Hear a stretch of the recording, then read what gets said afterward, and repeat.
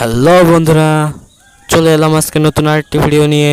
আজকে আমরা আলোচনা করব সাবমেরিন প্রথম কে তৈরি করেছিল এবং সাবমেরিন তৈরির ইতিহাস। চলুন শুরু করা যাক। 1578 সালে উইলিয়াম নামক একজন ব্রিটিশ বিজ্ঞানী তার লেখা একটি বই দ্য ইনভেনশন অফ ডিভাইসেসে ডুবোজাহাজের প্রথম কাল্পনিক চিত্র তুলে ধরেছিলেন। এরপর 1620 সালে এই ব্রিটিশ বিজ্ঞানী কর্নেলিয়াস ড্রেবেল উইলিয়ামের লেখা বইটি পড়ে তিনি সিদ্ধান্ত নেন যে ডুবোজাহাজ তৈরি করবেন, কিন্তু ডুবোজাহাজ তৈরি করার জন্য প্রয়োজন ছিল প্রচুর অর্থের। তৎকালীন ইংল্যান্ডের রাজা প্রথম জেমসের কর্নেলিয়াসের এই ডুবোজাহাজ তৈরির আইডিয়া খুব ভালো লাগে, তাই তিনি কর্নেলিয়াসকে আর্থিক সাহায্য করেন। তার কিছুদিনের মধ্যেই কর্নেলিয়াস প্রথম ডুবোযান তৈরি করেন। তার এই ডুবোজাহাজটি ছিল পুরোপুরি কাঠের তৈরি, যাতে বাইরে থেকে পানি না প্রবেশ করতে পারে, তাই এটাকে চামড়া দিয়ে ঢেকে দেয়।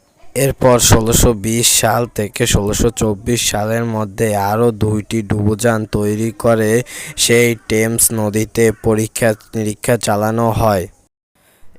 তখন ইংল্যান্ডের রাজা প্রথম জেমসের আদেশে তিনি তৃতীয় এবং সর্ববৃহৎ ডুবোযানটি তৈরি করেন। সেটিতে 16 জন সৈনিক অনায়াসে যাত্রা করতে পারত, কিন্তু এটি 3 ঘন্টার বেশি পানির নিচে থাকতে পারত না।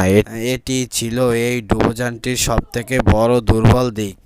কর্নেলিয়াসের এই ডুবোযান আবিষ্কারের 150 বছর পরে 1775 সালে আমেরিকার আরেক আবিষ্কারক ডেভিড বুশনেল একটি লোহার সাবমেরিন তৈরি করেন। সেটি দেখতে ছিল গোলাকার, সেটিতে একজন মানুষ বসতে পারত। সেটিতে একটি পাখা লাগানো ছিল, যার সাহায্যে সেটি সামনের দিকে এগোতে পারে, আর তিনি তার এই ডুবোজাহাজের নাম দেন টার্টেল। তিনি যখন এই ডুবোযানটি আবিষ্কার করেন তখন আমেরিকায় যুদ্ধ চলছিল, তাই আমেরিকান নেভি এটিকে সঙ্গে সঙ্গে নৌবাহিনীতে যোগ করে। আর এটি ছিল সর্বপ্রথম ডুবোযান যেটি যুদ্ধে ব্যবহার করা হয়েছিল। ডেভিডের আবিষ্কারের প্রায় 100 বছর পরে 1885 সালে আরেক আমেরিকান আবিষ্কারক জন হল্যান্ড আরেকটি নতুন ধরনের ডুবোজাহাজ আবিষ্কার করেন। এটি গ্যাসোলিন চালিত ডুবোজাহাজ ছিল। তিনি তখন আমেরিকান সরকারকে এমন একটি গ্যাসোলিন চালিত সাবমেরিন বানানোর জন্য তার কাছে আর্থিক সহায়তা চান, কিন্তু তৎকালীন আমেরিকান সরকার তার এই গ্যাসোলিন চালিত সাবমেরিনের পরিকল্পনা খারিজ করে দেয়।